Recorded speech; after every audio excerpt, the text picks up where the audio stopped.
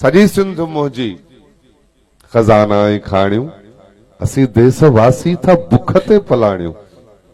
सजी सिंध मुंहिंजी खजाना ई खाणियूं असीं देशवासी था बुख ते पलाणियूं। ऐं जितां निकितो आहे खरबन जो कोयलो, जितां निकितो आहे खरबन जो कोयलो, उन्हनि काण नाहे को ॾोढो बि सवलो।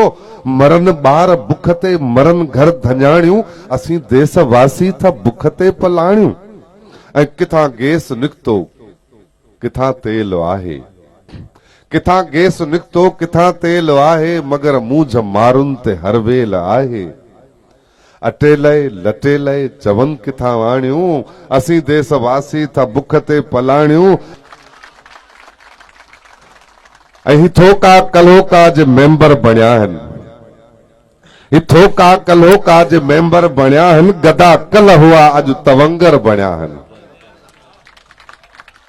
हिथोका कल्होका जे मेंबर बणिया आहिनि, गदा कल हुआ अॼु तवंगर बणिया आहिनि। सजी सिंध खाई अथनि मौजूं माणियूं असीं देशवासी था बुख ते पलाणियूं।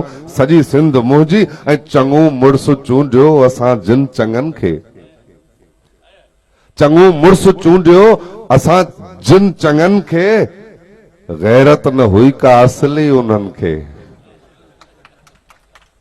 चङो मुड़स चूंडियो असां जिन चङनि खे, गैरत न हुई का असली उन्हनि खे। धरतीअ जूं धजियूं हथां तिन उॾाणियूं असीं देशवासी था बुख ते पलाणियूं। ऐं वागुनि जे हथ में वरी अॼु बि वागूं, वागुनि जे हथ में वरी अॼु बि वागूं, मगर क़ौम मुंहिंजीअ खे नाहिनि सुजागूं। वागुनि जे हथ में वरी अॼु बि वागूं, मगर क़ौम मुंहिंजीअ खे नाहिनि सुजागूं। चरिया चटो आहियूं नथा सच सुञाणूं असीं देशवासी था बुख ते पलाणियूं। ऐं मुखां शहर मुंहिंजा, मुखां शहर मुंहिंजा फुरिया अॻु फलाणनि, मुखां शहर मुंहिंजा फुरिया अॻु फलाणनि, मथां रोड रस्ता झलिया आहिनि पठाणनि। मुखां शहर मुंहिंजा फुरिया अॻु फलाणनि, मथां रोड रस्ता झलिया आहिनि पठाणनि। इजो इन अफ़ाले वञूं बि विकाणियूं असीं देशवासी था बुख ते पलाणियूं। ऐं अञा सिज सिंधी नथो तुंहिंजो उभरे, अञा सिज सिंधी नथो तुंहिंजो उभरे, अञा निंड तुंहिंजे न नेणनि मां निकिरे। अञा सिज सिंधी नथो तुंहिंजो उभरे, अञा निंड नेणनि मां तुंहिंजे न निकिरे। उथी छॾ खटोलो रलीअ सां रिहाणियूं असीं देशवासी था बुख ते पलाणियूं।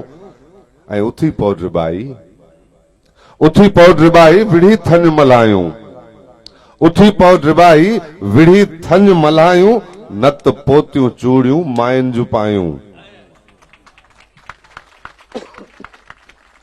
उथी पौ ड्रिबाई विढ़ी थञ मल्हायूं, नत पोतियूं चूड़ियूं मायुनि जूं पायूं। ऐं विढ़नि पंहिंजे पारां के सिंधी नियाणियूं असीं देशवासी था बुख ते पलाणियूं। सजी सिंध मुंहिंजी खजाना ई खाणियूं, खजाना ई